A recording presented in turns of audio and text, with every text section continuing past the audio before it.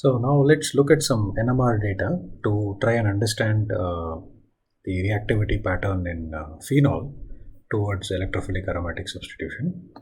So if you remember, the value for the chemical shift for benzene was 7.26, and now in phenol, what happens is that there is an asymmetry in the effect of the hydroxyl group.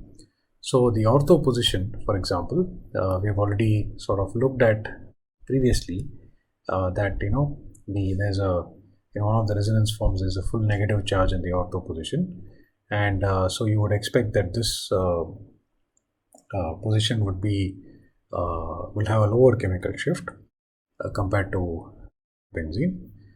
And the important thing, let's move to the para position again. I mean, before we go to the meta position. So this is the ortho, this is the meta, and this is the para. Okay.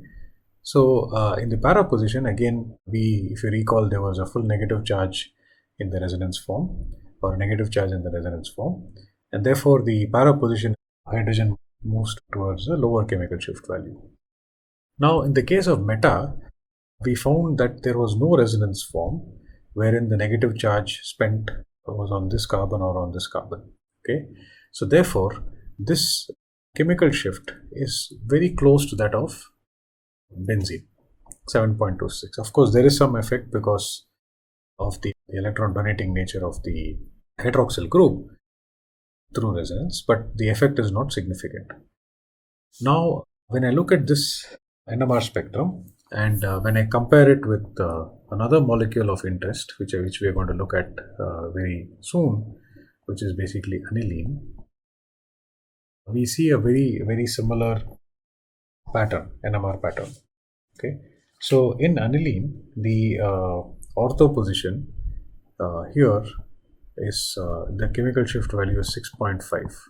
Okay, and the meta position, as we would expect that there is no major effect, the meta position is 7.01, and lastly the para position is 6.61. Okay, so if you look at these numbers and compare it with that of phenol, the effect of the aniline, which is an electron donating group, is very similar. Okay, and as expected, when you react aniline with bromine, you end up with the same sort of product where NH2, Br, Br, and Br. So you get the tribromo aniline as the major product. And typically, these reactions are done in bromine and acetic acid. So you don't need a loose acid to carry out this reaction. Okay, so just to sort of complete the discussion, so you have an aniline, the nitrogen lone pair on the nitrogen, and I'm just going to draw a resonance form wherein this goes to the ortho position, N minus, and the remaining part of the molecule is the same. Okay, so just very much similar to phenol. I think it will be a good exercise if you go back and draw out the resonance forms.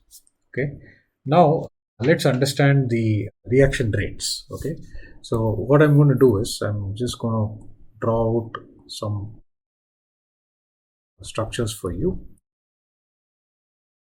OMe, which is basically anisole, and NMe.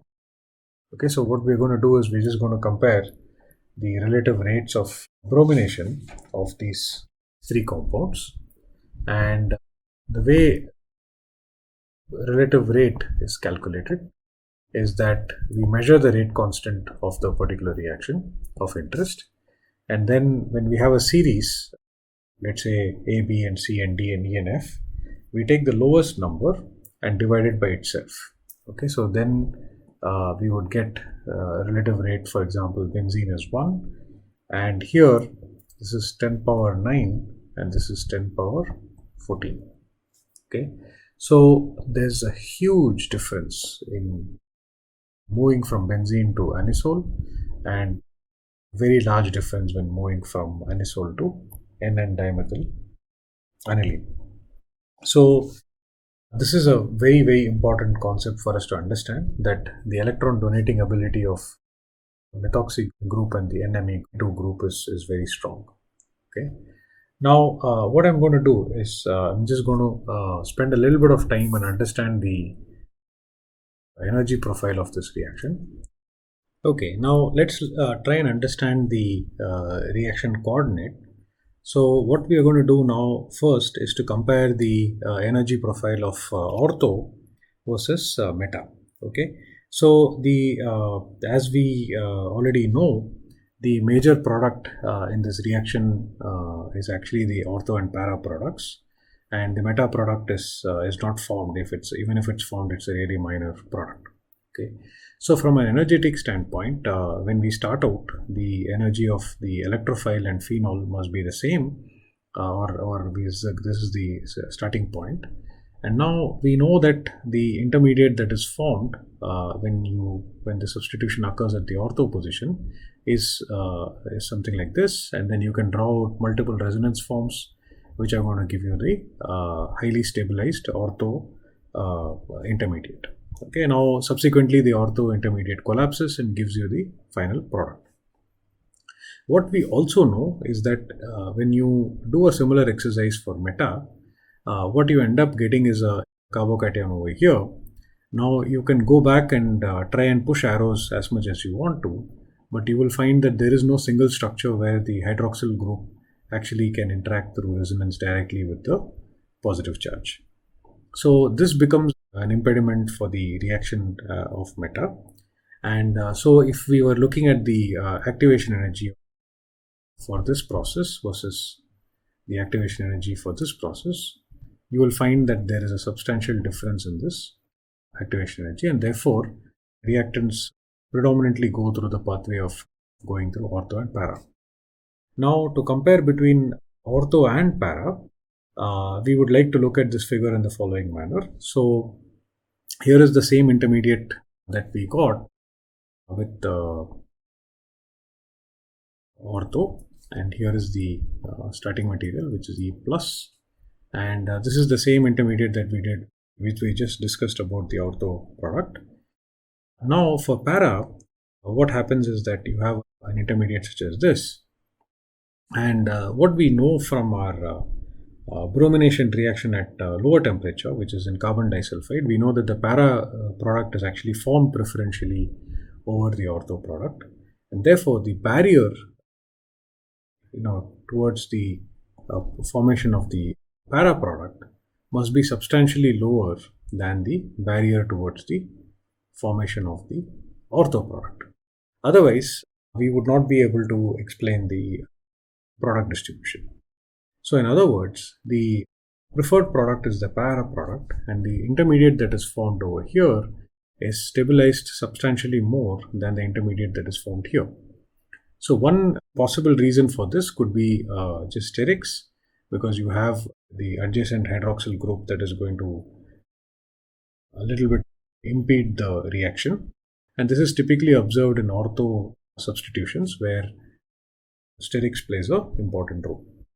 Now we can now move on to other substituents. So for example, when you look at toluene, and if you want to react this with let's say you want to do a bromination on toluene, the reaction occurs fairly well. We'll look at the distribution, but before that, let's look at the NMR pattern. So as you recall, the NMR pattern for benzene is 7.27, and so for toluene there is a shift in the towards lower chemical shift, and this can be explained by the electron donating inductive ability of this.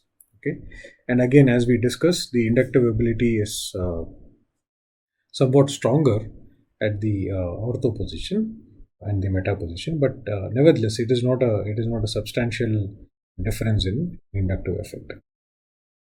However, when you look at the rate of reaction, so this reacts 4,000 times faster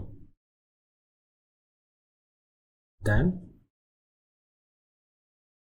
benzene. Okay, so that's an important number because it's certainly not a small number, but so there is some stabilization afforded to the intermediate by the presence of the methyl group. Let's look at that now. And now we also will look at the reaction data. So when you start with toluene and react it, let's say we do a bromination, and you do need some loose acid for this reaction. So when you do this reaction, you get about 35% of the para product. Okay, and then you get about 60% of the ortho product, and the remaining is the meta product, which is a fairly low amount, less than 5%, okay, or maybe around 5%. Okay, so this observation, this result tells us that the preference for the para position is still higher here because statistically speaking, you have only one para hydrogen that can be substituted, whereas you have two ortho hydrogens that can be substituted. So therefore, the preference, if I have to look at the reaction yields, so this is slightly less preferred compared to para, but it can be, we can also argue that it is comparable. Now we want to understand why this, how this result, or we want to explain this result. And the way we would explain it is again to go back and look at the mechanism that we are now quite familiar with. So Br. Now the only difference is you're going to do this in the presence of AlCl3. So we write that out. And so there is a positive charge here, and then there is a negative charge here. And you push electrons, you go here, and the intermediate that is formed is, I'm just going to draw it out for the ortho position, and then we can discuss it for the other position. So therefore, what is going on here is, if you number the carbons 1, 2, 3, 4, 5, and 6, the bond between 1 and 2 is broken, and so you have a full positive charge that's going to be produced here. The rest of the molecule remains the same. So there's 1, 2, 3, 4, 5, and 6. And so here is the important structure in which the positive charge is actually a carbocation, which is now going to be stabilized by the inductive effect of the methyl group. So, and of course, the next step is the reaction with the base, which comes and picks this up, and then this moves here and gives you the ortho substituted bromo toluene or 2-bromo toluene. Okay, so I will let you go back and work out the mechanism for the formation of the para product, which will again give you one resonance form where the reaction, the methyl directly interacts with the positive charge on the benzene ring.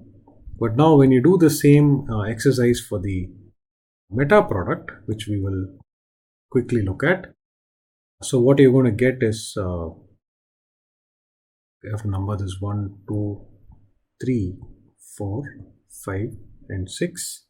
So we are breaking the bond between carbon 3 and carbon 4. So you end up with a positive charge here, and this bond remains intact, this bond remains intact. So now if I have to draw a resonance form here, what we're going to get is Br here, H here, and this is going to go over here, and there's the bond between 4 and 5, and there's a positive charge here. Okay, and now we draw another resonance form here, and what we would get is